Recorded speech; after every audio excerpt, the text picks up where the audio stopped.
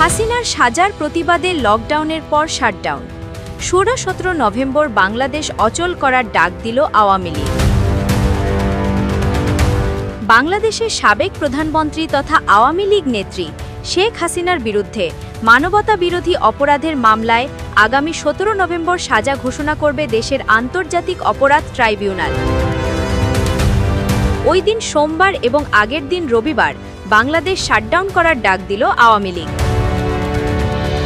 শুক্র ও শনিবার গোটা বাংলাদেশে আওয়ামী লীগ এবং 14 দলের জোট মিলে বৃক্ষ আন্দোলনের কর্মসূচি পালন করবে। রবি ও সোমবার গোটা দেশে শাটডাউনের ডাক দিয়েছে আওয়ামী লীগ। গত 13 নভেম্বর আওয়ামী লীগের ঢাকা লকডাউনের কর্মসূচিকে ঘিরে ককটেল বিস্ফোরণ, বাসে আগুন ঘিরে জনদুর্ভোগ। বাংলাদেশের রাজধানী ঢাকাসহ দেশের কয়েকটি জেলায় বাসে অগ্নিসংযোগ ও বিভিন্ন স্থানে ককটেল বিস্ফোরণের ঘটনা ঘটেছে। তবে আওয়ামী লীগের নতুন কর্মসূচি নিয়ে আপনাদের মতামত জানিয়ে চোখ রাখুন নিউজ 365-এ। সভ্য সমাজে আমরা এমন একটা রাষ্ট্রে বাস করছি যেখানে গুম, খুন, অত্যাচার, অবিচার, অনাচার, জুলুম, নির্যাতন আইএমএ জাহিলিয়াতের যুগের আগেরও বর্বরতাকে ছাড়িয়ে গেছে। তো আলহামদুলিল্লাহ, আল্লাহর কাছে লাখো কোটি শুকরিয়া। 24-এর গণ অভ্যুত্থান আমরা ফেসিবাদকে নির্মূল করেছি, স্বৈরাচারকে নির্মূল করছি এবং আগামীর বাংলাদেশ আমরা ইনসাফ মুক্ত বাংলাদেশ গড়তে চাই, স্বৈরাচার মুক্ত, ফেসিবাদ মুক্ত, দুর্নীতি মুক্ত, দালাল মুক্ত একটা বাংলাদেশ গড়তে চাই। আমরা ভারতীয় আধিপত্যবাদ মুক্ত একটা বাংলাদেশ গড়তে চাই।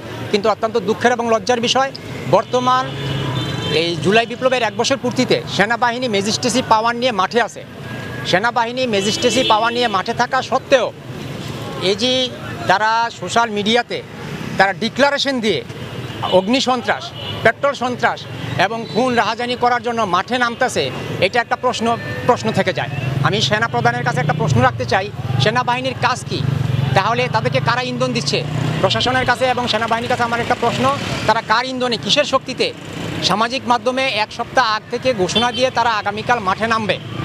এটা অত্যন্ত দুঃখের এবং লজ্জার বিষয়।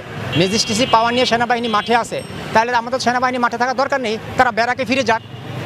তারা থাকাকালীন যদি এরকম সন্ত্রাস ডিক্লারেশন দেওয়া হয়, তাহলে এই দেশের সার্বভৌমত্বের, দেশের রাষ্ট্রের জানমালের নিরাপত্তা কারা দিবে? দেশের সার্বভৌমত্ব, দেশের জানমালের নিরাপত্তার স্বতন্ত্র প্রহরী হলো আমাদের সেনাবাহিনী। আমরা 111 দেখেছি। 111-এর সময় অন্তর্বর্তী সরকারের একজন উপদেষ্টা ছিলেন প্রধান ফখরুদ্দিন আহমেদ, এখনও আমাদের একজন আছেন এই ডক্টর মোহাম্মদ ইউনুস, যিনি বিশ্ববরেণ্য, বিশ্ব নেতৃত্বের সবচেয়ে বেশি পপুলারিটি প্রিয়। এখন ওই সময় একজন সেনাপ্রধান ছিলেন মইনু আহমেদ, এখনও একজন আছেন ওয়াকারুজ্জামান। তো তখন যদি সমস্ত এমপি, মন্ত্রী, দুর্নীতিবাজ, আমলা কামলা, সচিবরা, সমস্ত রাজনীতিবিদরা, সমস্ত সন্ত্রাসীরা বাঘে মহিষে এক গাঁটে পানি খেয়ে এক গর্তে লুকিয়ে থাকতে পারে, এখন কেন সবাই ওপেনে এসে অগ্নি সন্ত্রাস করে? এখনও তো সেনাবাহিনী মাঠে আছে, সেনাপ্রধান মাঠে আছে। তা আমি এই ব্যর্থ সেনাপ্রধান দেখতে চাই না। আমি বলবো আপনি পদত্যাগ করুন, এই জাতিকে মুক্তি দিন। এই জাতির সন্ত্রাস থেকে, এই জাতীয় নিরাপত্তাকে আপনি বিঘ্নিত করতেছেন। আপনি পারতেছেন না, আপনি ব্যর্থ হয়েছেন এই অগ্নিসন্ত্রাস নির্মূল করতে, এই ফেসিবাদদের নির্মূল করতে। একটা ফেসিবাদ সন্ত্রাসী, একটা দুর্নীতিবাজকে আপনারা ধরতে পারেন না এখন পর্যন্ত। গুম, খুন, হোতাদেরকে আপনারা প্রোটেকশন দিচ্ছেন। সেনাবাহিনী আমাদের গৌরবের, আমাদের সম্মানের, আমাদের সার্বভৌমত্বের প্রতীক। ক্যান্টনমেন্ট পবিত্র জায়গা, সেখানে আপনারা গুম, খুন, হোতাদেরকে আশ্রয় প্রশ্রয় দিয়েছেন। ক্যান্টনমেন্টকে আপনারা দুর্নীতিবাজরা অভয়ারণ্য বানিয়েছেন। ক্যান্টনমেন্টকে আপনারা দুর্নীতির সূতিকাগার বানিয়েছেন। গুম, খুনিদেরকে আপনারা আশ্রয় দিয়েছেন। আমরা ক্যান্টনমেন্টকে পবিত্র করতে চাই। এই ক্যান্টনমেন্টকে এবং এই সেনাবাহিনীকে পবিত্র করতে হলে, এই কলঙ্ক মোচন করতে হলে দুর্বৃত্ত জেনারেলদেরকে ফাঁসি দিতে হবে।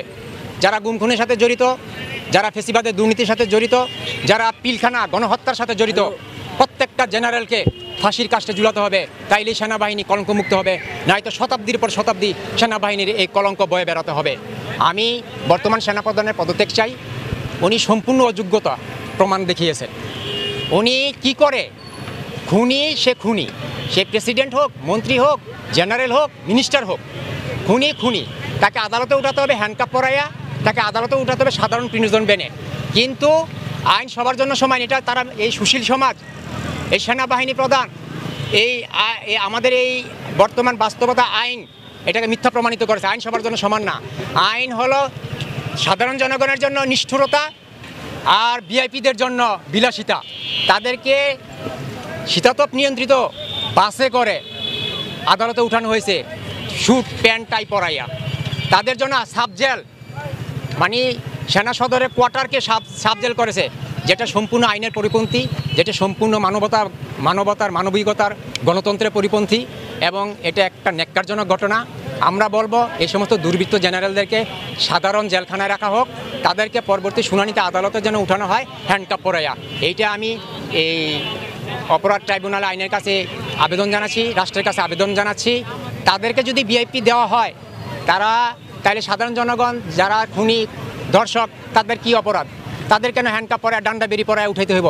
তাদেরও এসি গাড়িতে উঠে দেব, তারাও এই দেশের নাগরিক, তারাও এই দেশের ট্যাক্স দেয়। তাই আমি বলবো এই বর্তমান সরকারকে, যে ফেসিবাদ আমরা নির্ভর করেছি, এই ফেসিবাদ যাতে আগামীতে আর মাঠে নামতে না পারে, তাদেরকে কঠোর হস্তে দমন করা হোক। প্রশাসনকে বলবো আপনারা সচেষ্ট থাকেন, কার ইন্ধনে কার সমর্থনে তারা এগুলি করার আস্কারা পাচ্ছে এটা খুঁজে বের করে তাদেরকে আইনের আওতায় আনেন। এবং যারা গুম খুনের সাথে জড়িত, বিডিআর গণহত্যার সাথে জড়িত, শাপলা চত্বরের গণহত্যার সাথে জড়িত এবং জুলাই বিপ্লবের গণহত্যার সাথে যারা জড়িত, তাদেরকে অনতিবিলম্বে শুধু আইনে আওতায় এনে বিচার করলে হবে না, ফাঁসিতে ঝুলাতে হবে। আমরা 5ই আগস্ট গণভবন স্বৈরাচার ফেসিবাদ মুক্ত হয়েছে, আমরা সবাই সন্তুষ্টি আত্মতৃপ্তি, কিন্তু না, এখনও ফেসিবাদ মুক্ত হয় নাই। এখনও মূল পয়েন্ট বঙ্গভবন, এখনও ফেসিবাদের দোসর বসে আছে, এখনও স্বৈরাচারের দোসর বঙ্গভবনে বসে আছে রাষ্ট্রপতি শাহাবুদ্দিন চুপ্পু। এখনও ফেসিবাদের স্বৈরাচারের দোসর তাদের নিয়োজিত কোটালীপাড়ার আত্মীয়তার কোটায় নিযুক্ত সেনাপ্রধান এখনও বহাল তবিয়তে আছে। এই দুইজনের কারণেই ফেসিস্ট বাহিনী, স্বৈরাচার বাহিনী সাহস পায়।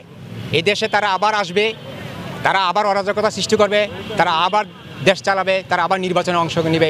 এই দুজনের কারণে আমি এই দুজনের পদত্যাগ চাই এবং জনগণকে বলবো স্বতঃস্ফূর্তভাবে আপনারা প্রস্তুত থাকুন, দেশকে নিরাপদ করুন।